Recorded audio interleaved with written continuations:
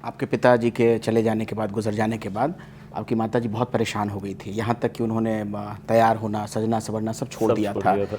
वो क्या प्रसंग है, फिर आपने कैसे उन्हें कन्विंस किया था, क्या बोला था आपने? जो भी मेरी मॉम को पर्सनली जानते हैं उनको पता है कि उनको तैयार होने का, ये सब होने उनको काफ़ी शौक है। एंड पापा को भी ये बात उन्हें बहुत अच्छी लगती थी और हम लोगों को भी, हमने हमेशा उनको देखा ही वैसे। बट पापा के जाने के बाद वो पूरी तरीके से, एक तो पापा का जाना बहुत सडन था, हम लोग ने उम्मीद नहीं की थी। मैं एक छोटी सी बात बताता हूँ। पापा को हम लोग रेगुलर चेकअप के लिए हॉस्पिटल लेके गए थे। एंड मुझे थोड़ी सी OCD का इशू है, तो मैं चीज़ों को ना ठीक करता रहता हूँ। तो पापा जब जा भी रहे थे हॉस्पिटल तो कोई फ़ाइल वो चेक कर रहे थे। एंड ही सेड कि मैं जब तक वापस आता हूँ तब तक इस फाइल को छेड़ना नहीं, ऐसे ही रहने देना, क्योंकि उनको पता है मैं उसको रख देता कहीं पे और उनको मिलती नहीं। तो बोलते हैं इसको छेड़ना नहीं। एंड वो गए और एक के बाद चीज़ें बिगड़ती गई और फिर वो वापस कभी आए ही नहीं।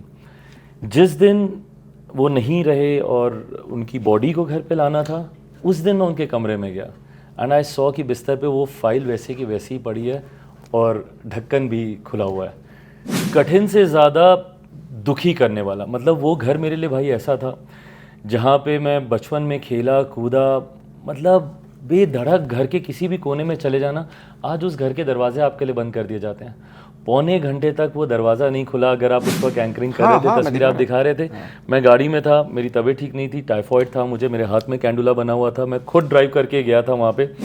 मोस्ट एलिजिबल बैचलर आप हैं, कैसे राजनेता हैं, तो कब आप अपने लिए कुछ सोच रहे हैं? माताजी के लिए कुछ तो सोचिए उन्हें भी तो बहुत चाहिए। 14 करोड़ बिहार वासियों की जिम्मेदारी मेरे ऊपर है। हाँ। मेरे पार्टी के करोड़ों संगठन से जुड़े हुए कार्यकर्ताओं की जिम्मेदारी मेरे ऊपर है। इस मंत्रालय के माध्यम से देश भर के लोगों की उम्मीदों पे खरा उतरने की जिम्मेदारी मेरे ऊपर है। ऐसे में अब इससे ज़्यादा मजबूत मेरे कंधे कतई नहीं है कि मैं कोई और जिम्मेदारी ले सकूं। माताजी कुछ नहीं कहती इस पे? कुछ नहीं कहती हैं? फ्री हैंड दे रखा उन्होंने आपको? अरे मत कीजिए, मैं ये हिस्सा उनको इंटरव्यू का दिखा ही नहीं पाऊंगा मेरे ख्याल से कुछ उसमें शायद फ्रेंडशिप बैंड हो, लेकिन ज्यादातर तो मुझे वो धार्मिक धागे। नहीं, इसमें से कोई फ्रेंडशिप बैंड नहीं है भाई, सारे धार्मिक धागे हैं। मैं अलग अलग ज्योतिर्लिंग प्रयास करता हूँ, जहाँ जहाँ जाता हूँ वहाँ दर्शन करके आऊँ। महादेव का मैं बहुत बड़ा भक्त हूँ। समय के हिसाब से समय मिला तो योगा कर लेता हूँ, नहीं ज़्यादा मिला तो सिर्फ स्ट्रेचिंग कर लेता हूँ, थोड़ा ठीक ठाक समय मिल गया तो कार्डियो कर लेता हूँ। बट फिजिकली सुबह आधा पौना 1 घंटा के आसपास मैं फिजिकल वर्कआउट ज़रूर कुछ करूँ, वो मैं प्रयास ज़रूर करता हूँ। सिंपल खाता हूँ, घर का खाना पसंद है मुझे, दाल चावल आम का अचार, ये मेरा वन ऑफ द फेवरेट वो है। मॉम को ज़्यादा टेंशन होती नहीं व्हेन शी इज़ कंफ्यूज कि ये क्या खाएगा आज, तो वो राहर की दाल चावल और अचार रख देती हैं, ये पता है कि ये तो शौक से खा लेगा। तेजस्वी यादव धार्मिक प्रतीक को इस्तेमाल करते हैं वोट बैंक के लिए? बिल्कुल जब हिंदू धर्म के कार्यक्रम में गए तो तिलक लगा लेते हैं और इफ्तार में गए तो टोपी पहन लेते हैं। एब्सोल्युटली, और इस बात को मैं कतई इसको मैं गोलमोल करके नहीं बोलूँगा, स्पष्ट तौर से बोलूँगा, ये वो लोग हैं जिन्होंने वोट बैंक को, जिन्होंने धर्म को एक वोट बैंक बना लिया। राहुल गांधी कैसे नेता लगते हैं आपको? कितनी संभावना देख रहे हैं आप उनमें? देखिए, मैं मानता हूँ, मैं ईमानदारी से बोल रहा हूँ, संभावनाएं हैं उनमें, वो करना भी चाहते हैं, बट चीज़ों को ढंग से चैनलाइज करके जैसे आगे बढ़ने की ज़रूरत है। मुझे वहाँ पे उनकी एग्जीक्यूशन में मुझे कमी दिखाई देती है। मैं दिन भर मैं दीवार को धक्का दे सकता हूँ, मैं उसमें भी तो मैं मेहनत ही कर रहा हूँ, बट उससे मुझे मिलेगा क्या दीवार को धक्का देने में? तो ऐसे में आप चैनलाइज करें ऊर्जा को अपना, ठीक से कंसिस्टेंट रहें, ये ज़रूरी है। कंसिस्टेंसी का एक अभाव उनमें दिखाई देता है कभी कभी। मेरे पड़ोसी, उदाहरण दिया ना दीवार को धक्का देने वाला, मुझे हंसी आ गई उसमें। मेरे पड़ोसी रहे लंबे समय से, और मेरा संजोग देखिए ऐसा कि मैं पिछले घर में जब था तब भी वही मेरे पड़ोसी थे। अब मैं नए घर में शिफ्ट हो रहा हूँ, वहाँ पे भी मेरे पड़ोस में राहुल जी ही आए हैं। अच्छा। तो वो भी उनसे एक रिश्ता है। और लोगों को मिलने जुलने के लिए समय दिया करें, क्योंकि आपने बताया ना कि पिताजी के साथ इसीलिए नाराज हुए थे। बिल्कुल, अगर वो समय दे देते तो हो सकता है शायद आज लोक जनशक्ति पार्टी। बहुत अलग होती हैं, बहुत अलग होती हैं। अगर उस वक्त अगर राहुल जी मिल ली होते, मैं ये दावे के साथ कहता हूँ, पापा कम से कम नहीं तैयार होते यूपीए को उस वक्त छोड़ने के लिए। जिस तरीके के बयान आजकल बिहार में बीजेपी के नेता दे रहे हैं, जिस लाइन पर दे रहे हैं, जैसे मैं आपके सामने बयान कोट कर रहा हूँ, एक MLA हैं हरिभूषण ठाकुर बचौल, वो कहते हैं कि बिहार हिंदू राज्य बनेगा। ठीक है, होली के दिन मुस्लिमों को घर में रहने की सलाह दे दी जाती है। उनको ये भी बताया जाता है, कुछ उसमें नेता आपके यूपी के भी हैं और बिहार के भी, कहते हैं कि भाई बामन जुमे की नमाज है, होली तो साल में एक बार आती है, उनको मनाने दीजिए। क्या आपको लगता है कि इस तरीके के बयानात गैर ज़रूरी हैं? एब्सोल्युटली गैर ज़रूरी हैं।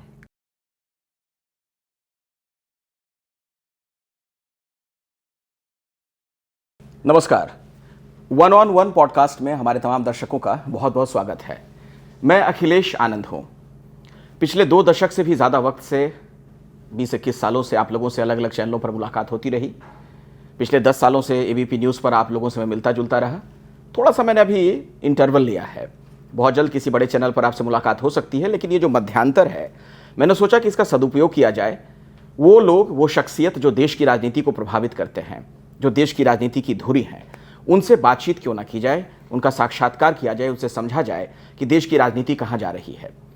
और इसी कड़ी में जिस शख्सियत से अब मैं बात करने जा रहा हूँ, मैं आपको बता दूं कि इंडियन एक्सप्रेस की दरअसल एक लिस्ट आई है। उसमें देश के सबसे जो 100 ताकतवर लोग हैं, उनमें वो शुमार हैं। खुद को वो मोदी जी का हनुमान कहते हैं, वरिष्ठ नेता हैं, केंद्रीय मंत्री हैं। चिराग पासवान जी मेरे साथ यहाँ पर मौजूद हैं। बहुत बहुत स्वागत है सर आपका। नमस्कार भाई। तो सबसे पहले तो आपको बधाई, जो देश के 100 ताकतवर लोग हैं, जो देश को प्रभावित करने वाले लोग हैं, उनमें आप शुमार हो गए हैं। जब कोई आपको एक्नॉलेज करता है, अप्रिशिएट करता है, तो यकीनन आप मोटिवेट होते हैं, आपकी ऊर्जा और बढ़ती है। और मेरे लिए अखिलेश भाई ये चीज़ें ज़्यादा मायने इसलिए रखती हैं क्योंकि आज से 3 साल पहले मेरी पॉलिटिकल ऑबचुरीज़ लिखी जा चुकी थी। मुझे पूरी तरीके से समाप्त घोषित कर दिया गया था। तो ऐसे में अगर आप किसी ऐसी सूची में शुमार होते हैं जिसके नंबर 1 पे मेरे प्रधानमंत्री हों, तो वो आपको और ज़्यादा अपने लक्ष्य की ओर ऊर्जा के साथ आगे बढ़ने के लिए, अग्रसर होने के लिए मोटिवेट करता है। जिस देश की इतनी बड़ी जनसंख्या है, लगभग 150 करोड़ के आसपास, उसमें 100 लोगों में शुमार होना बहुत बड़ी बात होती है।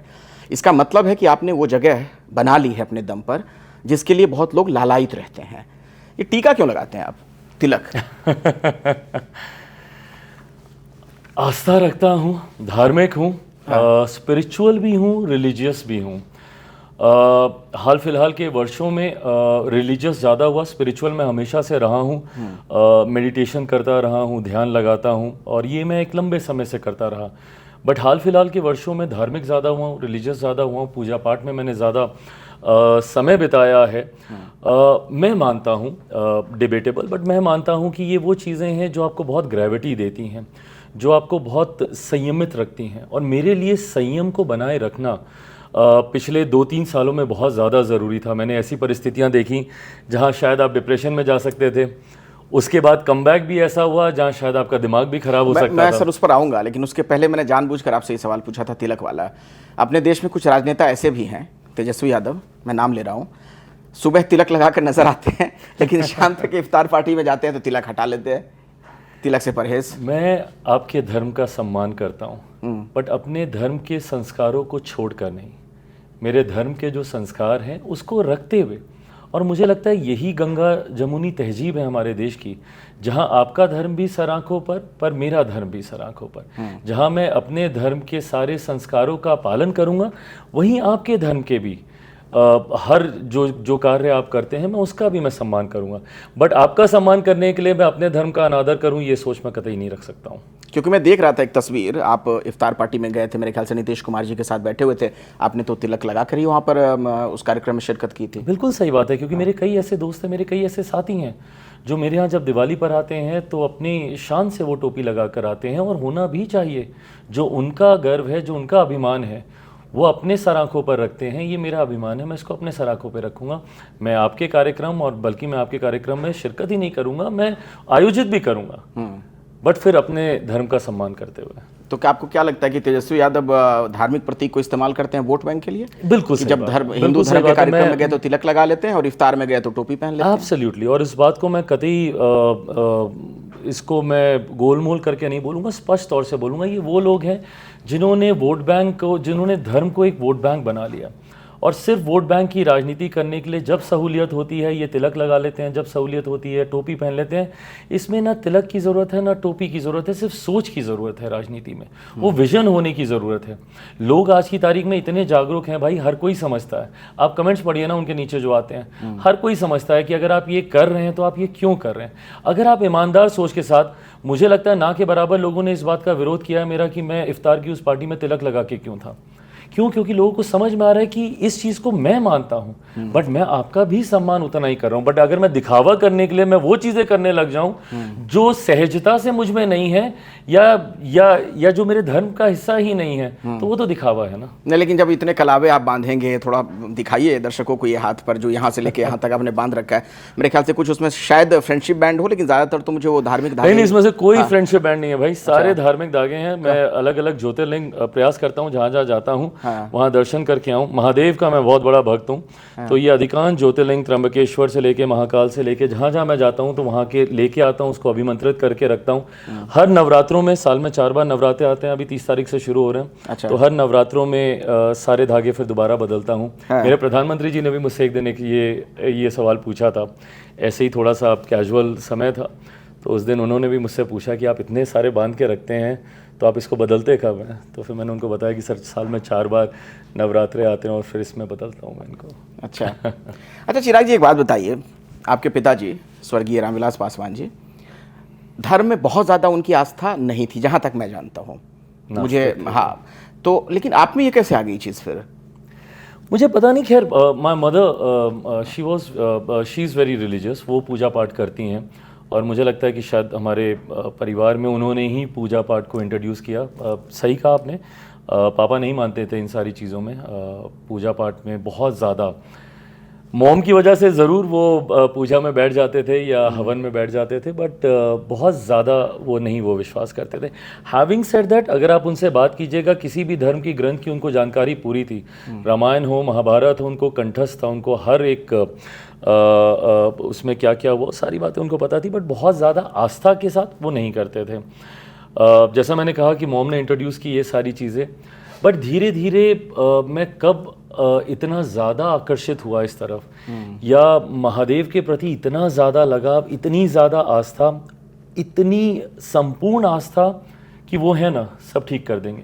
विपरीत परिस्थितियों में भी, जैसा मैंने कहा कि ग्रेविटी मुझे वहीं से मिलती थी, संयम मुझे वहीं से मिलता था, तो ये धीरे धीरे आई थिंक नेचुरल कल्टीवेट हुआ। नहीं, मैं सर इसलिए भी आपसे सवाल पूछ रहा था, दरअसल आप जिस समुदाय से आते हैं, ऐसा लगता है कि पिछले कुछ सालों में जानबूझकर उसको सनातन से दूर करने की साजिश रची गई, धर्म के खांचे में बांटने का प्रयास किया गया, कभी मनुस्मृति के बहाने, और मैं पार्टी के नाम के साथ बोल रहा हूँ, चाहे वो आरजेडी हो, समाजवादी पार्टी हो, तो दलितों को ये बताने की कोशिश की गई कि आपका तो सनातन में कोई स्थान आपके लिए है नहीं, क्यों है आप फिर? बिल्कुल, आपको लगता है कोई कॉन्स्पिरेसी है? ये सुनियोजित रणनीति के तहत, समाज में बंटवारे की भावना के तहत, ताकि बांटकर उसको अपना वोट बैंक बना लिया जाए।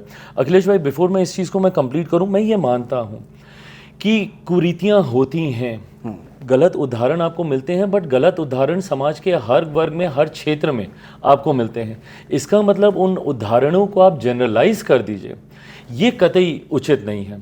आप धर्मों की भी बात करें, अलग अलग समय पे अलग अलग धर्मों में अलग अलग प्रथाएं रही हैं, जिसको समय समय पर बदला गया है, समय के हिसाब से बदले जाने की ज़रूरत महसूस हुई, वो किया गया है। सती प्रथा उनमें से एक थी। कई ऐसी समाज की कुरीतियां रही हैं जिसको समय के अनुसार बदलने का प्रयास किया गया है, बदलते समय के साथ, मुख्य धारा के साथ अपने आप को जोड़ के रखने की सोच के लिए। ऐसे में मैं ये मानता हूँ कि आज भी कई ऐसे उदाहरण मिलते हैं जहाँ पे एक जाति विशेष का होने की वजह से मंदिर में प्रवेश नहीं करने दिया जाएगा, तो आपने किसी मूर्ति को छू लिया तो उसको धोया जाएगा, घोड़ी पर नहीं चढ़ने दिया जाएगा। ये उदाहरण आज भी मिलते हैं, पर ये उदाहरण किन लोगों के द्वारा किए जाते हैं? वही असामाजिक तत्व जो कि समाज में बंटवारे की राजनीति करते हैं। मैं जब राजनीति में आया उस वक्त मेरे भी संज्ञान में यही दिया गया कि भाई अनुसूचित जाति से आने वाले जो लोग हैं वो पूजा पाठ में विश्वास नहीं करते, नहीं करना चाहिए, आप क्यों करते हैं, आप इतना ज़्यादा स्ट्रॉन्ग, तो ये समाज आपके साथ नहीं जुड़ेगा। बट मैं ईमानदारी से बोलता हूँ, बिहार के जब कई गाँव में मैं गया, मैंने खुद अपने स्तर पर ये सर्वे करने का मैंने प्रयास किया कि क्या सही में अनुसूचित जाति में से आने वाले लोगों के घर में मंदिर नहीं होते, क्या वो आस्था नहीं रखते, क्या वो विश्वास नहीं रखते? But contrary to the belief रखते हैं, पूजा पाठ भी करते हैं, आस्था भी रखते हैं, और छठ एक ऐसा पर्व है हमारे यहाँ जो कि जात पात धर्म मतलब हर चीज़ से उठकर उसको मनाया जाता है। तो ऐसे में सिर्फ इस सोच के लिए कि आप उनको अपना वोट बैंक बना के रखें, आप जातीयता के आधार पर बंटवारा करने की राजनीति को साधने की सोच की वजह से आप कभी मनुस्मृति का जिक्र करेंगे। हकीकत है अलग अलग समय पे ये रहा, ये भाई शेड्यूल कास्ट का तो निर्माण ही इसीलिए हुआ क्योंकि ऐसी जातियां थी जिनको अछूत मान के समाज से बाहर रखा जाता था, बट धीरे धीरे उसमें बदलाव आए। बट अगर आज भी अगर इन्हीं चीज़ों को पिन पॉइंट किया जाएगा और उनको एक अलग सोच की वजह से बाहर ही रखा जाएगा तो समावेशी विकास की तो हम कभी बात कर ही नहीं सकेंगे। लड़ाई तो इसी बात की है ना कि हर जाति से आने वाले लोगों को एक बराबर का सम्मान मिलना चाहिए, और वो सम्मान तभी मिलेगा जब आप अग्रसर होकर उसमें आप सामने आएंगे। अगर आप खुद ही को अपने से कटा हुआ, अपने से अगर आप उसको अलग मान लेंगे तो आप समावेश तो कभी कर ही नहीं पाएंगे। अच्छा, मैं कुछ राजनीतिक सवाल आपसे पूछूं चिराग जी, उसके पहले मैं थोड़ा आपकी व्यक्तिगत ज़िंदगी के बारे में भी जानना चाहता हूं, दर्शकों की भी रुचि होगी। इस देश के सबसे स्मार्ट पॉलिटिशियंस में आप जाने जाते हैं, हैंडसम, आपने फिल्मों में भी काम किया। अब आप एक नेता के तौर पर ही ज़्यादातर वक्त गुजारते हैं, एक मंत्री के तौर पर काम करते हैं। क्या रूटीन आपका रहता है, कैसे आप करते हैं उस काम को, और फिर अपने फिजिकल एक्टिविटीज़ को भी कैसे मेंटेन कर पाते हैं? भाई ये थोड़ा सा आजकल बहुत ज़्यादा कठिन हो गया है क्योंकि कार्य का क्षेत्र इतना ज़्यादा विस्तृत हो गया है। केंद्रीय मंत्री होने के नाते देश भर की जिम्मेदारी है। पार्टी का राष्ट्रीय अध्यक्ष होने के नाते देश भर में पार्टी के संगठन को मजबूती से आगे लेकर चलने की जिम्मेदारी है। और पार्टी अभी विस्तार के मोड में, एक्सपेंशन प्लान से हम लोगों ने नागालैंड में, नॉर्थ ईस्टर्न स्टेट्स में पार्टी को मजबूत करने का प्रयास किया। नागालैंड में हम लोग के 2 विधायक हैं। इस बार झारखंड में हम लोगों ने पहली बार चुनाव लड़कर जीतने का हम लोगों ने काम किया, वहाँ पे हम लोग का विधायक है। तो पार्टी धीरे धीरे एक्सपेंशन मोड में है, हम लोग पार्टी का भी विस्तार कर रहे हैं। उस वजह से भी काफ़ी जिम्मेदारियां हैं। मंत्री होने के नाते मैंने बोला, एक सांसद होने के नाते, और वो भी एक ऐसे क्षेत्र का सांसद जहां से लंबे समय से उस क्षेत्र का प्रतिनिधित्व मेरे नेता, मेरे पिता आदरणीय रामविलास पासवान जी करते आए। रिकॉर्ड मतों से जो जीते भी थे, हम लोग Guinness book of world records में पढ़ा करते थे। बिल्कुल। और उन्होंने हाजीपुर के लिए इतने सारे कार्य किए हैं कि मैं अगर कुछ भी करता हूं तो गिलहरी मात्र मेरा योगदान वहां पे दिखाई देता है। तो उनकी आकांक्षाओं पर खरा उतरना, उनकी उम्मीदों को पूरा करना, ये एक सांसद होने के नाते बड़ी जिम्मेदारी है। गठबंधन का सहयोगी होने के नाते गठबंधन को निरंतरता में मजबूती देना, और क्योंकि चुनावी वर्ष है तो गठबंधन को मजबूती से आगे लेके जाना, ये काफ़ी जिम्मेदारी है। पर उसके बावजूद मैं ये प्रयास करता हूँ, सुबह समय से उठता हूँ क्योंकि उठकर पूजा पाठ ये सब करने में मुझे समय लगता है। डिपेंड करता है कितने बजे। अगर मुझे सुबह 7 बजे निकलना है तो मैं 3-4 बजे से ही उठने लगता हूँ क्योंकि उठ के नहाना धोना 1-1.5 घंटा पूजा में मुझे लगता है। 1-1.5 घंटे पूजा करते हैं आप? पूजा करता हूँ। अच्छा। और समय के हिसाब से समय मिला तो योगा कर लेता हूँ, नहीं ज़्यादा मिला तो सिर्फ स्ट्रेचिंग कर लेता हूँ, थोड़ा ठीक ठाक समय मिल गया तो कार्डियो कर लेता हूँ। बट फिजिकली सुबह आधा पौना 1 घंटा के आसपास मैं फिजिकल वर्कआउट ज़रूर कुछ करूँ, वो मैं प्रयास ज़रूर करता हूँ अपने आप को फिजिकली फिट रखने के लिए। मैं चाहता हूँ कि देश के युवा मोटिवेट हों कि हमारे नेता फिट भी रह सकते हैं। तो वो छवि बनाने का प्रयास कर रहा हूँ। तो सुबह का दिनचर्या यही रहता है, और उसके बाद तो फिर मीटिंग और कार्य, पूरा दिन उसी में बीत जाता है। कब रात होती है पता नहीं चलता। कभी कभी नॉट एग्जैजरेटिंग, और ये अच्छी बात नहीं है क्योंकि आपको नींद पूरी करनी चाहिए, बट कभी कभी मुश्किल से 1.5 घंटा 2 घंटा सो के भी काम करता हूँ। सिर्फ 1.5-2 घंटे 24 घंटे में? 24 घंटे में। अच्छा, खाने पीने का क्या रूटीन रहता है आपका? सिंपल खाता हूँ, घर का खाना पसंद है मुझे, दाल चावल, आम का अचार, ये मेरा वन ऑफ द फेवरेट वो है। मॉम को ज़्यादा टेंशन होती नहीं व्हेन शी इज़ कंफ्यूज कि ये क्या खाएगा आज, तो वो राहर की दाल चावल और अचार रख देती हैं, ये पता है कि ये तो शौक से खा लेगा। अच्छा, खाने पीने का ध्यान माता जी रखती हैं? वो रखती हैं। अच्छा, फूडी नहीं हूँ तो इसलिए बहुत ज़्यादा मुझे बहुत ज़्यादा शौक नहीं है कि अलग अलग व्यंजन, और मतलब अब आयरनी बोल लीजिए या संजोग बोल लीजिए क्या है कि मुझे फूड प्रोसेसिंग विभाग की जिम्मेदारी मिली है। एक ऐसा मंत्रालय, घर पे मेरा मजाक भी उड़ता है कई बार कि जिसको खाने पीने का कोई शौक नहीं, इसको जिम्मेदारी उसी विभाग की मिली है। कैसा चल रहा है आपका मंत्रालय वैसा? बढ़िया काम? गुड। मैं मानता हूँ कि इस मंत्रालय का एक बहुत बड़ा योगदान आने वाले वर्षों में होने वाला है। धीरे धीरे इस मंत्रालय ने ग्रो करना शुरू किया है। अनंत संभावनाएं हैं इस मंत्रालय से जुड़ी हुई, पर 2047 के विकसित भारत में इस मंत्रालय का एक अहम योगदान रहेगा। मेरे प्रधानमंत्री जब बोलते हैं कि इवेंचुअली भारत को एक ग्लोबल फूड बास्केट के तौर पर हम लोग को दुनिया के सामने प्रस्तुत करना है, उस दिशा में मैं काम कर रहा हूँ। लक्ष्य है कि दुनिया के हर डाइनिंग टेबल पर एक भारतीय व्यंजन किसी भी रूप में हो, चटनी हो, अचार हो, पापड़ हो या कोई डेलिकेसी, ज़रूर होना चाहिए, उस दिशा में काम कर रहा हूँ। अच्छा, बिहार को कैसे फ़ायदा पहुंचा रहे हैं खाद्य प्रसंस्करण मंत्रालय के जरिए? सो भाई मैंने जब मैं मंत्री नहीं भी बना था तो बिहार फर्स्ट बिहारी फर्स्ट की सोच के साथ हाँ, मैं आगे बिहारी बढ़ रहा फर्स्ट, था। हाँ, अक्सर बोलते हैं आप। और उस विजन में सबसे ज़्यादा अगर मैंने अहमियत दी थी तो खाद्य प्रसंस्करण को ही मैंने दी थी, फूड प्रोसेसिंग को ही मैंने दी थी। और मैं तो कई बार बोलता हूँ क्योंकि शायद मैंने इतना ज़्यादा मैनिफेस्ट कर दिया था बोल बोल के कि इवेंचुअली मेरे प्रधानमंत्री ने मुझे जिम्मेदारी भी फूड प्रोसेसिंग की ही दी। मैं मानता हूँ कृषि प्रधान प्रदेश होने की वजह से अनंत संभावनाएं हैं। वहाँ पे जो खाद्य पदार्थ जो जिनका प्रोडक्शन वहाँ पे होता है, उनकी प्रोसेसिंग यूनिट्स ज़्यादा से ज़्यादा कार्पेट बॉम्बिंग के तौर पे वहाँ पे करने की ज़रूरत है, जिस दिशा में मैं कार्य कर रहा हूँ। मैं खुद जिस क्षेत्र से आता हूँ, हाजीपुर का केला फेमस है, मुजफ्फरपुर की लीची फेमस है, भागलपुर का आम, मखाना तो ग्लोबली ही अब एक सुपर फूड के तौर पर इस्तेमाल होने लगा है। मेरे प्रधानमंत्री रोज़ नाश्ते में मखाना लेते हैं। तो ये वो चीज़ें हैं जिसके प्रोसेसिंग यूनिट्स अगर वहाँ पे मोदी जी मखाना खाते हैं नाश्ते में, वो अक्सर लेते हैं मखाना। अच्छा, उन्होंने खुद आपको बताया? उन्होंने खुद इस बात का जिक्र किया है। अच्छा। कि वो 365 दिन में उन्होंने खुद उनके शब्दों में कि कम से कम 300 दिन तो वो ज़रूर नाश्ते में मखाना लेते होंगे। और आज उन्हीं की वजह से मखाना दुनिया में, देश में ही नहीं दुनिया में आज उसका इतनी ज़्यादा प्रसिद्ध हो गया, इतनी ज़्यादा पॉपुलर हो गया। तो मैं मानता हूँ कि ना सिर्फ किसानों की आर्थिक सहायता में इस क्षेत्र फूड प्रोसेसिंग का एक महत्वपूर्ण योगदान है, but also in terms of creating job opportunities and generating revenue for the state. मुझे लगता है ये 3 ऐसे महत्वपूर्ण पिलर्स हैं जिसमें फूड प्रोसेसिंग का बहुत बड़ा योगदान है। फूड प्रोसेसिंग आज की तारीख में जितना पॉपुलर होता जा रहा है, निफ्टम हम लोग का जो इंस्टीट्यूट है, अभी तक देश में मात्र सिर्फ 2 ही निफ्टम थे, एक तांजावुर में और एक कुंडली में।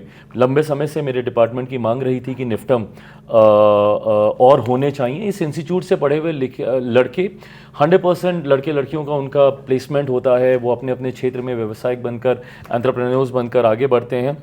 मुझे खुशी इस बात की है कि अगला निफ्टम बिहार में आने वाला। इसी बार वित्त मंत्री साहिबा ने इस बात की घोषणा की बजट में कि अगला निफ्टम बिहार में खुलेगा। मखाना बोर्ड हम लोग बिहार में लेकर हम लोग जा रहे हैं। तो ये तमाम बातें ऐसी हैं जिसको दृष्टि में रखते हुए बिहार को हम लोग आगे लेकर जा रहे हैं। बहुत अच्छी बात है। चिराग जी, अपने देश की राजनीति में और बिहार में भी एक गंभीर आरोप लगता है कई नेताओं पर, परिवारवाद का। बिल्कुल, वो आप पर भी लगता होगा, लेकिन आप में एक फ़र्क है बाकियों के मुकाबले। अगर मैं देखूं, आपको ज़रूर राजनीति विरासत में मिली, लेकिन पिताजी के देहांत के बाद ऐसा लगा वो सारी चीज़ें आपसे छीन ली गई थी। एक तरह से आपको धरातल पर ला दिया गया था, ज़मीन पर। वो वक्त कितना मुश्किल था, किस तरीके से वो समय आपने निकाला, और क्या आपको लगता था कि आप कम बैक कर पाएंगे? क्योंकि मैं आपको एक उदाहरण देता हूँ छोटा सा। उस दौरान मैं एक चैनल पे एंकरिंग भी किया करता था, लाइव एंकरिंग में कर रहा था उस दौरान, जब मैं वो तस्वीरें दर्शकों को दिखा रहा था कि चिराग जी वहाँ पहुँचे हुए हैं और आपके लिए घर के दरवाजे बंद कर दिए गए थे, चाचा जी के घर जब आप पहुँचे थे। तो वो सबसे ज़्यादा कठिन समय था, सबसे ज़्यादा कठिन से ज़्यादा दुखी करने वाला। मतलब वो घर मेरे लिए भाई ऐसा था जहाँ पे मैं बचपन में खेला कूदा, मतलब बेधड़क घर के किसी भी कोने में चले जाना। आज उस घर के दरवाजे आपके लिए बंद कर दिए जाते हैं।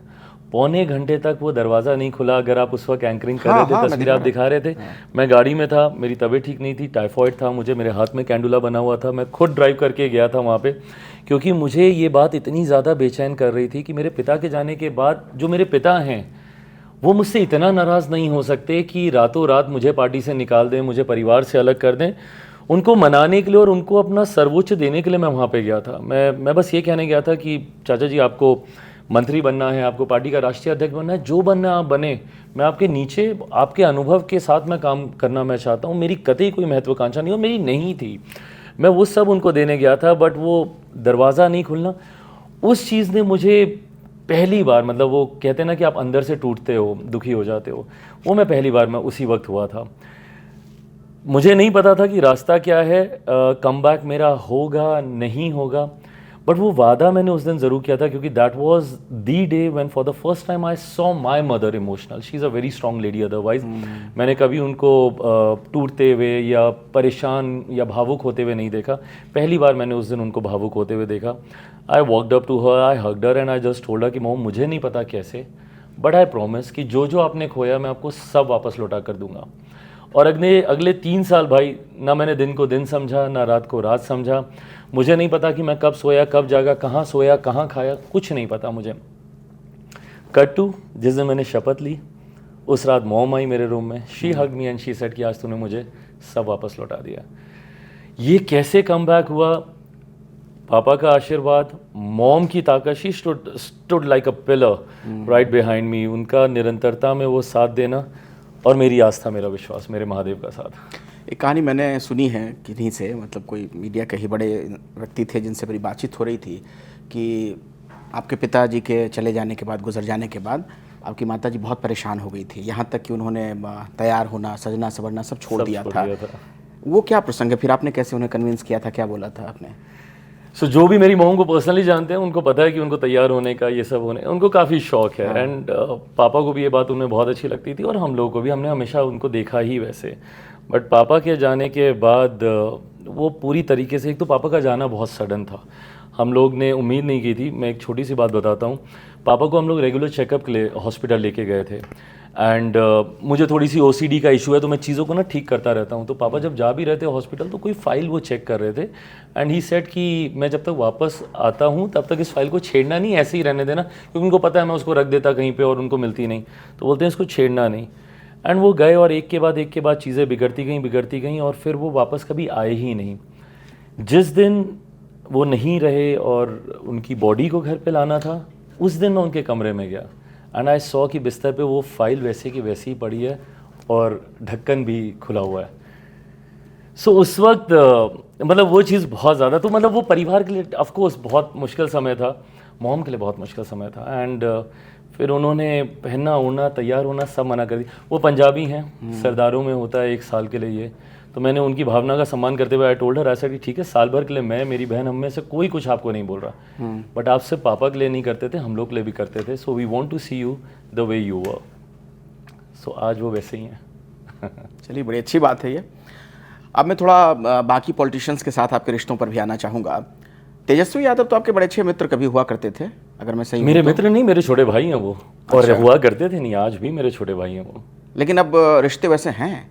राजनीतिक रिश्ते वैसे नहीं हैं, पारिवारिक बिल्कुल हैं। हम लोग जब भी मिलते हैं गले लगते हैं, एक दूसरे का हालचाल पूछते हैं। राबड़ी जी मेरी माँ हैं, लालू जी मेरे पिता तुल्य हैं। नहीं, पॉलिटिकल स्टेटमेंट तो नहीं दे रहे आप? मैं कतई नहीं दे रहा। वो रिश्ता है उस परिवार से। अब बचपन में इन्हीं लोगों के साथ मतलब पलना बढ़ना, बहुत सारे अपशब्दों का इस्तेमाल किया गया, उसका दुख है मुझे। हाँ। उनके सामने किया गया, उन्होंने टोका नहीं, इस बात का मुझे ज़्यादा दुख है। बट ठीक है, खून का रिश्ता ना सही, बट वो रिश्ता तो है ही जो मेरे पिता का आदरणीय लालू जी के साथ था, उस नाते दोनों परिवार का था। उसकी मर्यादा मैं भी निभाता हूँ, जितना हो सकता है वो भी निभाते हैं। तो कभी, बट हाँ, राजनीतिक मतभेद हद से ज़्यादा है। हद से ज़्यादा है राजनीतिक मतभेद। कभी कोई सुलह की संभावना आप देखते हैं? राजनीति में कहा जाता है कि यू कैन नेवर से नेवर, बट अखिलेश भाई, मुझे लगता है इस चीज़ को मैं बहुत कैटेगोरिकली और बहुत कॉन्फिडेंस के साथ मैं ये कह सकता हूँ कि आज की तारीख में मेरे लिए किसी और विकल्प के बारे में सोचने की संभावना तक नहीं है। मेरा समर्पण मेरे प्रधानमंत्री के प्रति इतना ज़्यादा है कि जब तक मेरे प्रधानमंत्री हैं तब तक चिराग पासवान किसी वैकल्पिक गठबंधन, किसी ऑल्टरनेटिव अलायंस के बारे में सोच तक नहीं सकता।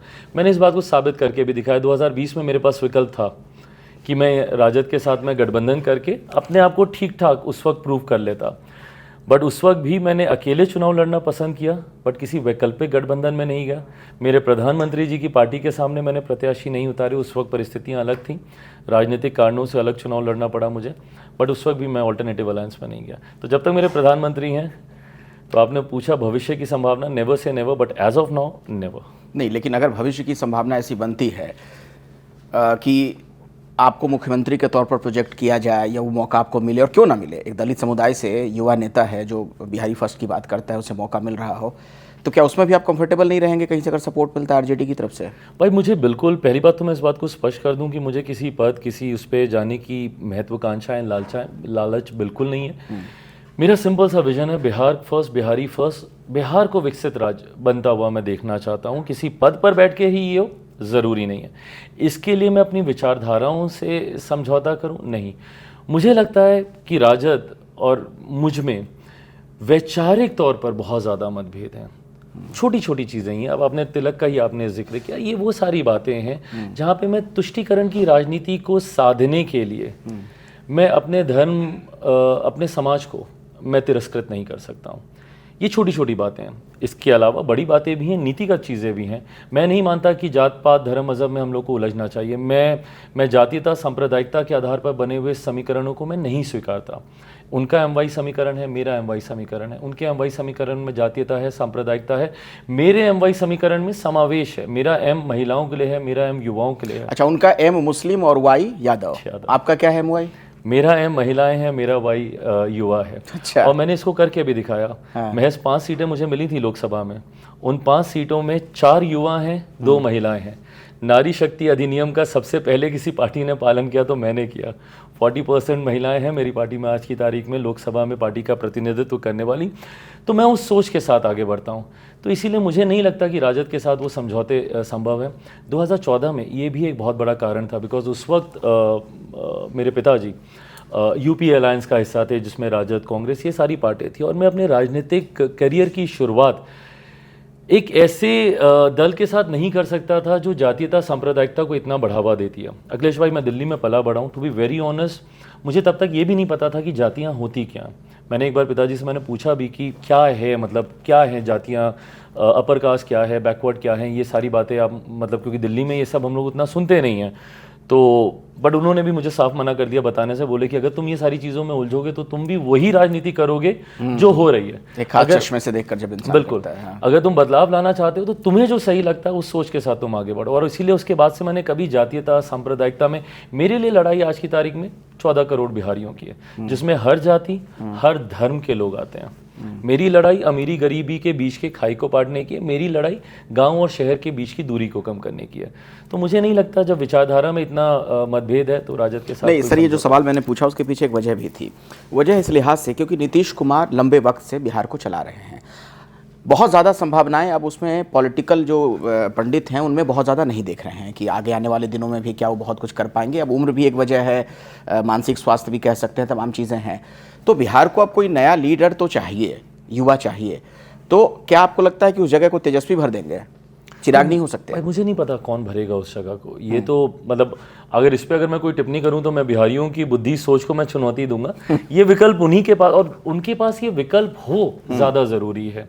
जितने नए लोग राजनीति में आते हैं, कई लोग पीके के बारे में मुझसे सवाल करते हैं, कई लोग मुख्यमंत्री जी के सुपुत्र के बारे में मुझसे सवाल पूछते हैं। मैं तो बोलता हूँ जितने लोग राजनीति में हैं उतना अच्छा है, जितने विकल्प हों। जनता को लोकतंत्र का मतलब ही यही है, डेमोक्रेसी का मतलब ही यही है।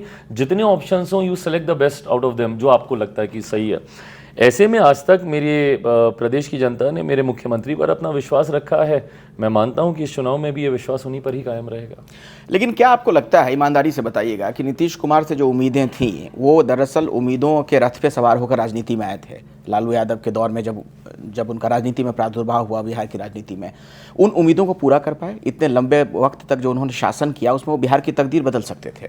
नहीं, बिल्कुल बदल सकते थे। और मुझे लगता है बहुत कुछ उन्होंने किया है। भाई 2005-06 का एक ऐसा दौर था जब वो जंगल राज का विकल्प बनकर आए थे। और इस बात को मैं बहुत ऑनेस्टली मैं स्वीकार करता हूँ। 2005 से लेकर 2010 तक जो कार्य उनके द्वारा किया गया है वो अतुलनीय रहा है।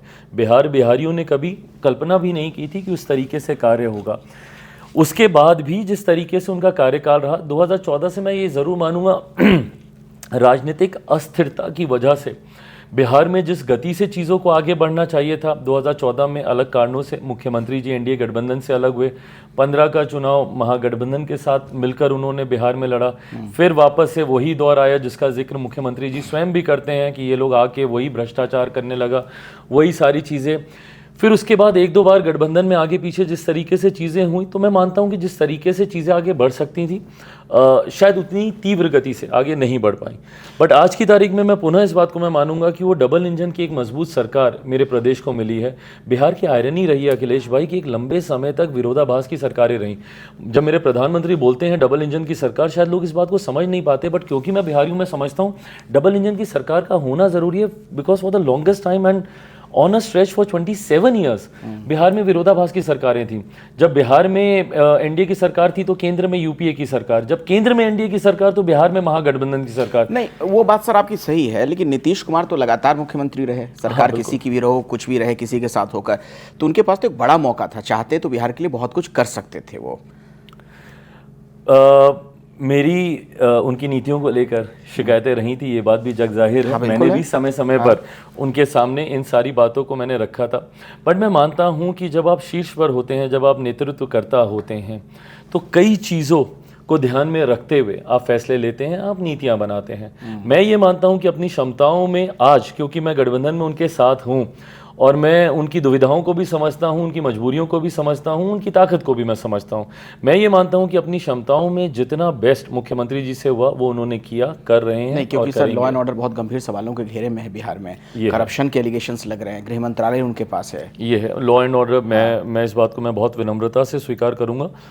गठबंधन का हिस्सा हूं, सरकार में नहीं हूं बिहार में, इस बात को मैं स्पष्ट कर दूं। मैं बिहार में सरकार में नहीं हूं क्योंकि मेरे पास वो संख्या बल नहीं है, वो ताकत नहीं है कि मैं बिहार में सरकार का हिस्सा बनूं। इसीलिए कैबिनेट बैठक, नीतिगत विषयों में मेरा हस्तक्षेप ज़्यादा नहीं है। बट हाँ, गठबंधन का हिस्सा मैं ज़रूर हूँ। और ऐसे में ये चिंता मेरे लिए भी है, जिस तरीके से लॉ एंड ऑर्डर ख़ास तौर पे हाल फिलहाल के दिनों में बिहार में चिंताजनक हुआ है। आपराधिक घटनाएं बढ़ी हैं, हत्याएं बढ़ी हैं। और उसमें और ज़्यादा चिंता मेरे लिए इसलिए बढ़ जाती है भाई, क्योंकि टारगेट किलिंग भी बिहार में अब हो रही है, जिसमें खास तौर पे पासवान समुदाय, अनुसूचित जाति से आने वाले लोगों को टारगेट किया जा रहा है। एक के बाद एक कई पासवानों की वहाँ पे हत्याएं की गई। ये सारी बातें मेरे लिए जितना बड़ी चिंता का विषय है, सरकार के लिए भी उतनी बड़ी चिंता का विषय। मैंने मुख्यमंत्री जी से अलग से भी इस बारे में मैंने चर्चा की है, उनके संज्ञान में भी मैंने इन सारी बातों को दिया है। मैं मानता हूँ धीरे धीरे इन चीज़ों को पुनः नियंत्रित किया जाएगा। एक दौर तो हम लोगों ने बिहार में देखा ही है जब अपराधियों को, असामाजिक तत्वों को पूरी तरीके से नियंत्रित कर लिया गया था। बट अगर चुनावी वर्ष होने की वजह से, राजनीतिक द्वेष की वजह से अगर इन चीज़ों को ज़्यादा बल दिया जा रहा है पुनः, तो इसको भी जल्द नियंत्रित किया जाएगा। मुख्यमंत्री जी के पास वो अनुभव है, मैं मानता हूँ। अच्छा, जो नीतीश कुमार जी के सुपुत्र हैं निशांत, उनमें क्या राजनीतिक संभावनाएं आपको नजर आती हैं? बड़ी चर्चा आजकल है बिहार में। मेरा बहुत ज़्यादा उनके साथ इंटरेक्शन नहीं है, तो मैं उनको व्यक्तिगत तौर पर बहुत ज़्यादा मैं उनको जानता नहीं हूँ। बट जैसा मैंने कहा कि राजनीति में जितने युवा आएँ उतना अच्छा है, नई सोच के साथ आएँ, जात पात धर्म मजहब से उठकर बिहार को आगे लेकर जाने की सोच के साथ आएँ। सोच के साथ ज़रूर है, वो विजन होना चाहिए, डिबेटेबल, सही गलत वो विजन होना चाहिए। तो मैं मानता हूं कि अगर वो सोच के साथ आते हैं तो ज़रूर जनता भी उनको परखेगी। आपने विज़न की बात कही, तो आपके पिताजी, उनके विज़न में यूपीए के लोग हुआ करते थे, उस पार्टी के, उस दल के नेता हुआ करते थे। आपने उन्हें कैसे कन्विंस किया, एनडीए में कैसे लेकर आए? बहुत मुश्किल कोई कहानी है क्या उसकी? बहुत मुश्किल। हाँ, of course there is a story, because I remember ये चीज़ मैं बहुत पहले चाहता था। एंड मुझे 2013 में ही लोक जनशक्ति पार्टी के संसदीय बोर्ड के अध्यक्ष की जिम्मेदारी दे दी गई थी। पार्टी में जब मैं आया तो पहला पद जो मुझे दिया गया था, संसदीय बोर्ड के अध्यक्ष का पद दिया गया था। संसदीय बोर्ड की बैठकें जब मैंने लेनी शुरू की और उसमें गाहे बगाहे मेरे संज्ञान में ये आने लगा कि लोग चाहते हैं कि हम लोग एनडीए के साथ हम लोग जाएं। अच्छा, उसके बाद मेरा एक व्यक्तिगत बहुत स्ट्रांग मत था, बिकॉज मैं आज ही नहीं, मैं उस वक्त भी मेरे प्रधानमंत्री से हद से ज़्यादा प्रभावित था। पहली बार देश में कोई ऐसा नेता आया जो तुष्टीकरण की बात नहीं करता, जो जातियों की बात नहीं करता, जो समावेशी विकास की, सबका साथ सबके विकास की बात करते हैं, जो 125 करोड़ उस वक्त की आबादी, जो 125 करोड़ देशवासियों की बात करते हैं। मेरे लिए ये सारी चीज़ें, एज अ यंग एजुकेटेड गाय, 21वीं सदी का लड़का, मेरे लिए सारी चीज़ें बहुत ज़्यादा इनकरेजिंग थी, बहुत ज़्यादा प्रभावित करने वाली थी। तो मुझे याद है कि 2013 के ही सितंबर अक्टूबर में पहली बार मैंने फ्लैग ऑफ किया था पापा के सामने कि हम लोग को एनडीए के साथ जाना चाहिए।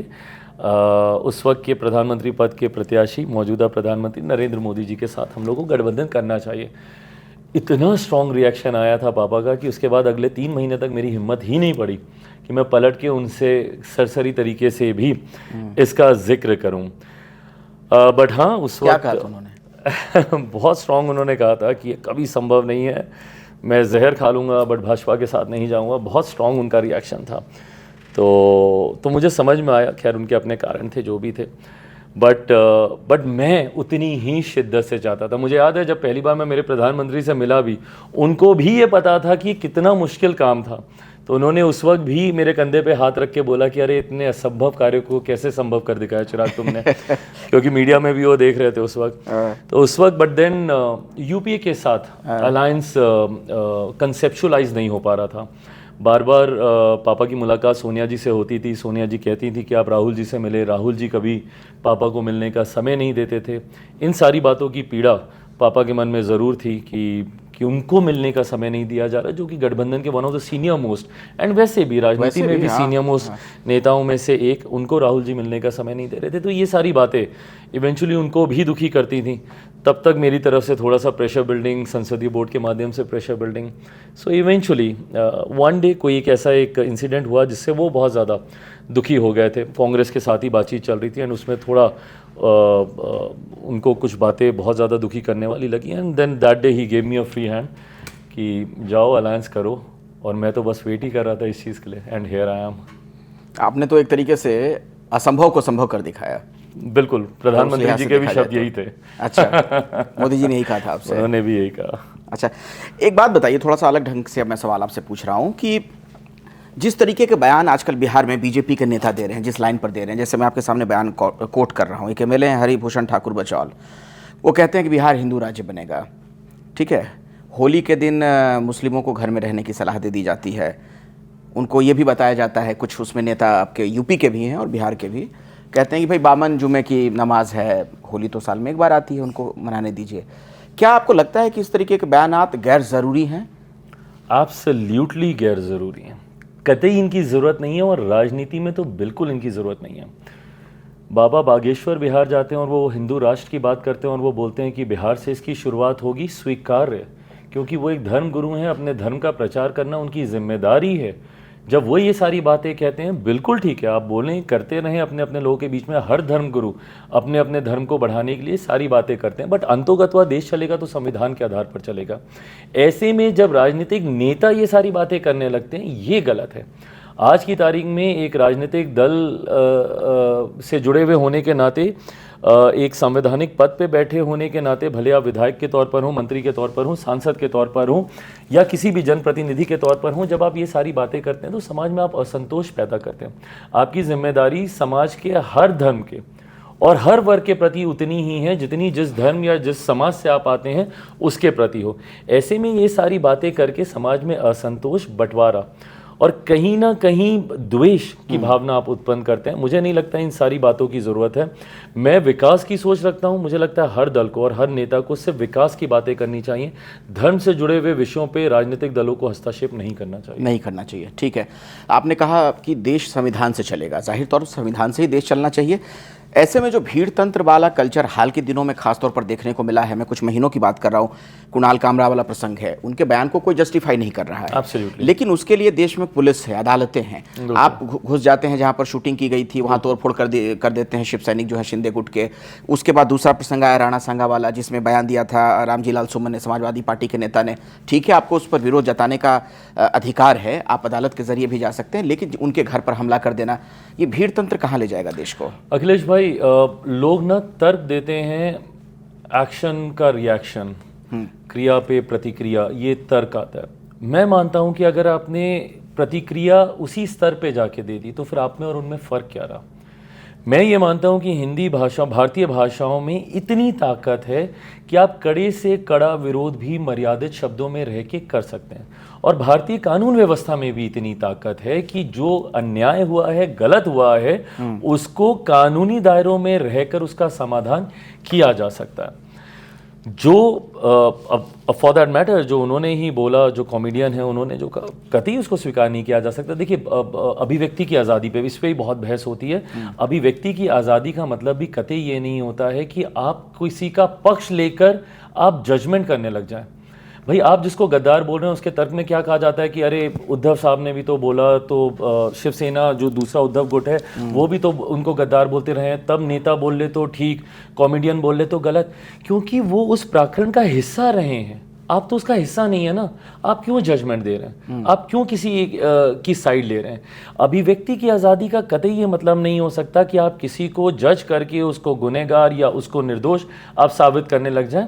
और आप कॉमेडी कीजिए ना, आप व्यंग कीजिए, बट अगर आप किसी का मजाक, किसी को बदनाम करने की सोच से कर रहे हैं, ये चीज़ें भी गलत हैं। But at the same time वो भी गलत है अगर आप जाके वहाँ पे तोड़ फोड़ कर रहे हैं। आप कानूनी राह लीजिए ना, सरकार है हमारी वहाँ पे, सब कुछ और आपका साथ होगा। बट इस तरीके से जाके, उसी तरीके से एक सपा के सांसद ने जिस तरीके से राज्यसभा में बयान दिया, उसके बाद उनके घर के सामने तोड़ फोड़ हुई, वहाँ पे भी हम लोग की सरकार है। ये सारी चीज़ों को कानूनी तौर पर एकदम से उत्तेजित होकर सड़क पर उतर जाना, भीड़ तंत्र का हिस्सा बन जाना, तोड़फोड़ करना, समाज में डर बैठाने का प्रयास करना, मैं कतई इन सारी बातों का पक्षधर नहीं हूँ। हालांकि एक विरोधाभास भी है इसमें कि आज जो लोग इस पर बड़ा विरोध दर्ज करा रहे हैं, कूद कर सरकार को घेर रहे हैं, एक ये लोग जमाने खुद में भी वही हैं। वही कह रहा हूँ, जब कंगना के घर पर वहाँ मुंबई में हमला हुआ तो डांस करने वाले वीडियोस अपलोड करते थे और उनके समर्थन में बयान देते थे। Absolutely right, absolutely right. आपने भी वही किया। जब आप इधर, जब आपके पक्ष की बात होती है तो आप उसका समर्थन करते हैं, आपके विपक्ष की बात होती है तो आपका विरोध करते हैं। बट इन जनरल मुझे लगता है हम लोग को प्रेसिडेंट सेट करने चाहिए। बड़ी से बड़ी समस्या का समाधान बातचीत, वार्तालाप, संवाद से हो सकता है।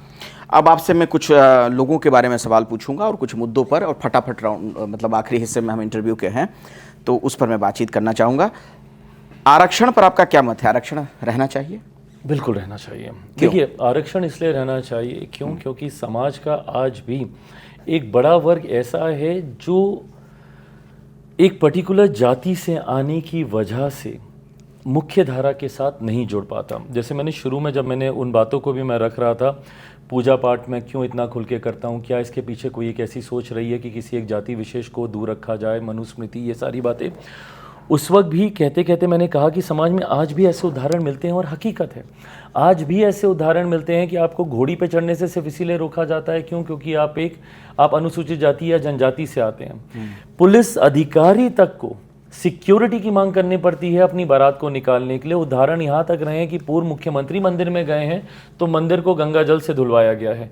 मैं 21वीं सदी का पढ़ा लिखा युवा, मैं खुद अगर अपने क्षेत्र में हाजीपुर में मैं प्रचार के लिए मैं जाता हूँ और बाबा साहब, और सोचिए विरोधाभास कितना बड़ा कि मैं बाबा साहब की मूर्ति पे मैं माल्यार्पण करता हूँ तो मेरे जाने के बाद उस मूर्ति को धुलवाया जा रहा है। जो बाबा साहब ने निरंतरता में छुआछूत के खिलाफ उन्होंने संघर्ष लड़ने का उन्होंने काम किया, करने का काम किया, उनके साथ भी हो रहा। तो है समाज में ऐसे असामाजिक तत्व जो आपको मुख्य धारा के साथ नहीं जुड़ने देना चाहते। ऐसे में मैं मानता हूं कि आरक्षण ज़रूरी है। आरक्षण के दायरे को बल्कि बढ़ाने की आज की तारीख में हम लोग बात कर रहे हैं। मुझे लगता है हम लोग सबसे पहली वैसी पार्टी थे जिन्होंने हमारे संविधान में लिखा हुआ था, जब पिताजी ने 2000 में संविधान बनाया था, पार्टी का निर्माण किया था, उसमें हम लोगों ने, पार्टी के संविधान का मैं जिक्र कर रहा हूँ, उसमें हम लोगों ने जिक्र किया था कि जो ऊंची जाति के भी जो गरीब लोग हैं उनको भी आरक्षण का लाभ मिलना चाहिए, क्योंकि भेदभाव उस आधार पर भी होता है, अमीरी गरीबी के आधार पर। तो उसके दायरे को बढ़ाने की हम लोग बात कर रहे हैं। तो मैं मानता हूं कि आरक्षण निरंतरता में बरकरार अभी रहना चाहिए। इकोनॉमिकली जो वीकर सेक्शन के लोग हैं उन्हें भी आरक्षण मिले, इसके आप पक्षधर हैं? बिल्कुल पक्षधर हैं। ऊंची जाति से आने वाले गरीब लोगों का जब हम लोगों ने जिक्र किया, उसी सोच के साथ हम लोगों ने किया। अच्छा, राहुल गांधी कैसे नेता लगते हैं आपको? कितनी संभावना देख रहे हैं आप उनमें? देखिए, मैं मानता हूं, मैं ईमानदारी से बोल रहा हूं, संभावनाएं हैं उनमें, वो करना भी चाहते हैं, बट चीज़ों को ढंग से चैनलाइज करके जैसे आगे बढ़ने की ज़रूरत है। मुझे वहाँ पे उनकी एग्जीक्यूशन में मुझे कमी दिखाई देती है। मैं दिन भर मैं दीवार को धक्का दे सकता हूँ, मैं उसमें भी तो मैं मेहनत ही कर रहा हूँ, बट उससे मुझे मिलेगा क्या दीवार को धक्का देने में? तो ऐसे में आप चैनलाइज करें ऊर्जा को अपना, ठीक से कंसिस्टेंट रहें, ये ज़रूरी है। कंसिस्टेंसी का एक अभाव उनमें दिखाई देता है कभी कभी। मेरे पड़ोसी, उदाहरण दिया ना दीवार को धक्का देने वाला, मुझे हंसी आ गई उसमें। मेरे पड़ोसी रहे लंबे समय से, और मेरा संजोग देखिए ऐसा कि मैं पिछले घर में जब था तब भी वही मेरे पड़ोसी थे। अब मैं नए घर में शिफ्ट हो रहा हूँ, वहाँ पे भी मेरे पड़ोस में राहुल जी ही आए हैं। अच्छा। तो वो भी उनसे एक रिश्ता है। और लोगों को मिलने जुलने के लिए समय दिया करें, क्योंकि आपने बताया ना कि पिताजी के साथ इसीलिए नाराज हुए थे। बिल्कुल, अगर वो समय दे देते तो हो सकता है शायद आज लोक जनशक्ति पार्टी, बहुत अलग होती हैं, बहुत अलग होती हैं। अगर उस वक्त अगर राहुल जी मिल ली होते, मैं ये दावे के साथ कहता हूँ, पापा कम से कम नहीं तैयार होते यूपीए को उस वक्त छोड़ने के लिए, और आज राजनीतिक दृश्य कुछ और ही होते हैं। ऐसे कई नेता हैं, नेताओं की लंबी फहरिस्त है जिन्होंने शिकायत की कि राहुल जी तो मिलने का समय नहीं देते हैं, इसलिए दूसरे खेमे में चले गए, बीजेपी की तरफ चले गए, और आज अच्छा कर रहे हैं। हेमंता जी बहुत बड़ा, मैं नाम लेने वाला था हिमंता बिस्वा शर्मा का। अखिलेश यादव कैसे नेता लगते हैं आपको? अगेन पढ़े लिखे हैं, जानकार हैं, बट वही है ना कि अगर आप वही ढर्रे की राजनीति करेंगे जो दशकों से चलती आ रही है, आपसे उम्मीद नहीं की जाती ना। आप भी अगर जात पात धर्म मजहब की बातें करेंगे, आप भी अगर इत्र और दुर्गंध की बात करेंगे, मतलब टू बी वेरी ऑनेस्ट, मैं उनको बहुत अच्छा मानता हूँ और मैं मानता हूँ कि वो देश के उन पढ़े लिखे नेताओं में से हैं जो एक सोच रखते हैं। बट जब आप भी ऐसी बातें कर जाते हैं और आपके पार्टी के सांसद जब इतिहास के पन्नों को निकाल कर तर्क आप ये देते हैं कि दूसरे लोग भी तो इतिहास के पन्ने खंगाल रहे हैं इसलिए हम भी खंगाल रहे हैं, और आप उनका संरक्षण करने आ जाते हैं, ये गलत है। बट देन इत्र और दुर्गंध वाली बात जो उन्होंने कही, ये मैं बहुत ज़्यादा डिसअपॉइंट हुआ हूँ। गौशाला से दुर्गंध, गौशाला से दुर्गंध, क्या सोच है ये आपकी? और फिर आप भी तो वही कर रहे हैं जो दशकों से होता रहा है। फिर आप किस तरीके से आप बोलिएगा समावेशी विकास की? भाई आप भी तो जात पात धर्म मजहब की राजनीति कर रहे हैं, आप में और दूसरों में फिर फर्क क्या रह गया? वो कहते हैं हम पीडीए की राजनीति करते हैं। पीडीए की तो उसमें क्या है? पीडीए ये जातीयता सांप्रदायिकता का तो बना हुआ गठबंधन है। आप सारे यूपी वालों की बात क्यों नहीं करते? मैं तो बिहारियों की बात कर रहा हूँ। मैं तो उसमें नहीं बोल रहा ना कि मैं अनुसूचित जाति की बात कर रहा हूँ या मैं अपर कास्ट की बात कर रहा हूँ या मैं पिछड़ा की बात कर रहा हूँ। मैं तो बिहारियों की बात कर रहा हूँ, 14 करोड़ बिहारियों की बात कर रहा हूँ। तो फिर आपका पढ़ा लिखा विदेश से पढ़ के आने का, एक ब्रॉडर विजन होने का, एक बर्ड्स आई व्यू होने की सोच रखने का क्या फायदा? राजनीतिक मजबूरी होगी शायद, उनको लगता होगा कि जातियों को खांचे तो में अगर हम बांट मजबूरी पाए में तो। अगर आपको समझौते ही करने हैं तो फिर तो जो दूसरे भी कर रहे हैं फिर आप उंगली मत उठाइए, क्योंकि फिर आप भी उसी में ही हैं। योगी जी कैसे लगते हैं आपको? Good, strong. मुझे कम से कम खुशी इस बात की होती है, सही गलत आप डिबेट कर सकते हैं बट आप निर्णय लेते हैं, उस पर आप अड़ते हैं। मैं ये मानता हूँ सबसे ज़्यादा ज़रूरी है सेंस ऑफ सिक्योरिटी का होना। हम जैसे जिस राज्य से हम लोग आते हैं, बिहार उत्तर प्रदेश, उन्हीं में से है सेंस ऑफ सिक्योरिटी का होना। और वो तब आएगा जब कानून का डर लोगों में हो। ये चीज़ मैंने उनमें देखी, ये विजन मैंने देखा। आज अयोध्या की बात हो, देखिए अब लोग इसको धर्म से जोड़ के देखेंगे बट मैं इसको रिलीजियस टूरिज्म से जोड़ के देखता हूँ।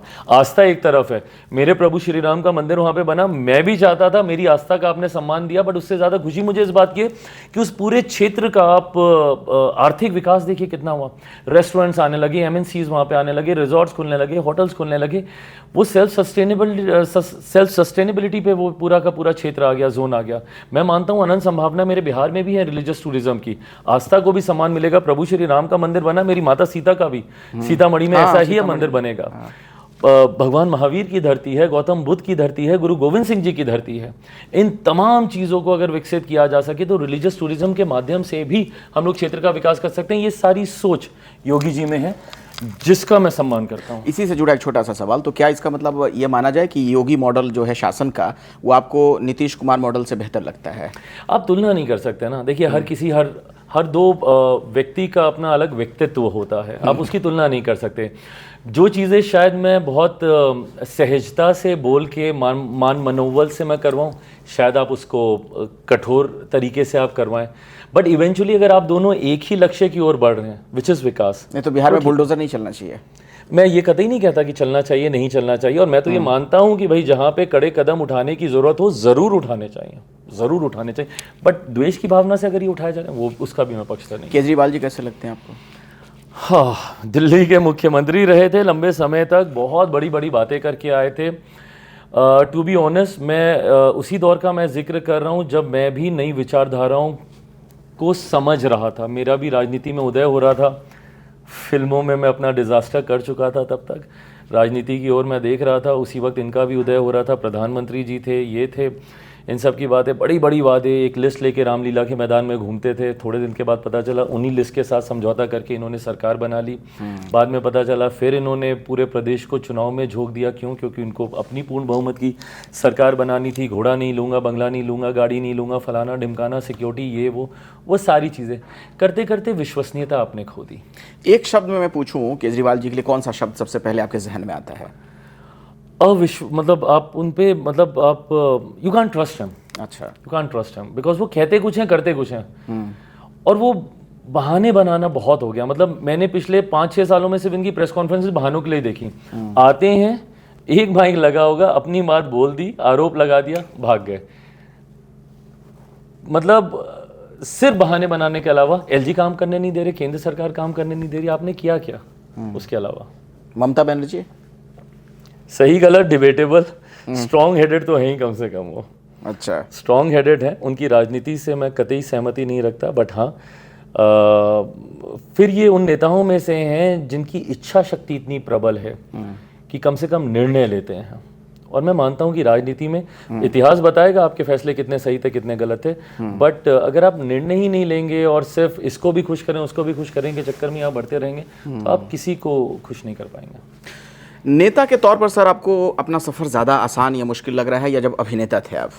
अभिनेता का तो मेरा कोई सफ़र ही नहीं था, बस आया, फिल्म आई, फ्लॉप हुई, बात खत्म, उसमें कोई सफ़र ही नहीं था। But then yes, I mean of course that was more challenging. मेरी 7 पुश्तों में से कोई किसका दूर दूर तक लेना देना नहीं था, फिल्म या सो कॉल्ड बॉलीवुड से कुछ लेना देना नहीं था, तो वो मेरे लिए बड़ा मुश्किल था। रोज़ जाना, वो मेकअप लगा के बैठ जाना, डायलॉग्स रटना, वो सब नहीं होता था मुझसे। मैं आज भी ना के बराबर मेरी कोई स्पीच आप देखेंगे जो मैं पढ़ के देता हूँ। नहीं, आप पढ़ के नहीं देते हैं। हम लोग चर्चा भी कर रहे थे। हाँ, तो डायलॉग भी मुझसे पढ़ के नहीं बोले जाते थे, फिर मैं अपना ही उसमें कुछ इम्प्रोवाइजेशन करने लगता था, तो डायरेक्टर प्रोड्यूसर को कभी पसंद ही नहीं आया।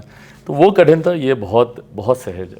उस ज़माने में आपकी उस फ्रेटर्निटी के एक मित्र हैं कंगना जी भी, वो भी राजनीति में है अब, उनको कुछ सलाह देना चाहेंगे? कैसी नेता लगती हैं आपको? कतई नहीं, अगेन वो उनमें से हैं, कंगना का मैं जिक्र करूं, वो उनमें से हैं जो कि बहुत स्ट्रॉन्ग हेडेड है। अगेन डिबेटेबल, आप उनकी बात से सहमति रखिए, असहमति रखिए, but she speaks her mind and that way she is very very very strong and that's how she is been always. जब हम लोग साथ काम भी कर रहे थे मूवी में, तब भी वो वैसी ही थी, आज भी वो वैसी हैं। आखिरी सवाल जो कि कई लोगों के जहन में है, कई लोगों के मन में रहता है, मोस्ट एलिजिबल बैचलर आप हैं, कैसे राजनेता हैं, तो कब आप अपने लिए कुछ सोच रहे हैं? माता जी के लिए कुछ तो सोचिए उन्हें भी तो बहू चाहिए। 14 करोड़ बिहार वासियों की जिम्मेदारी मेरे ऊपर है। हाँ। मेरे पार्टी के करोड़ों संगठन से जुड़े हुए कार्यकर्ताओं की जिम्मेदारी मेरे ऊपर है। इस मंत्रालय के माध्यम से देश भर के लोगों की उम्मीदों पे खरा उतरने की जिम्मेदारी मेरे ऊपर है। ऐसे में अब इससे ज़्यादा मजबूत मेरे कंधे कतई नहीं है कि मैं कोई और जिम्मेदारी ले सकूं। माता जी कुछ नहीं कहती इस पे? कुछ नहीं कहती हैं? फ्री हैंड दे रखा है उन्होंने आपको? अरे मत कीजिए, मैं ये हिस्सा उनको इंटरव्यू का दिखाई नहीं पाऊंगा। बहुत बहुत धन्यवाद चिराग जी, आपने इतना समय निकाला और सारे सवालों के आपने जवाब दिए।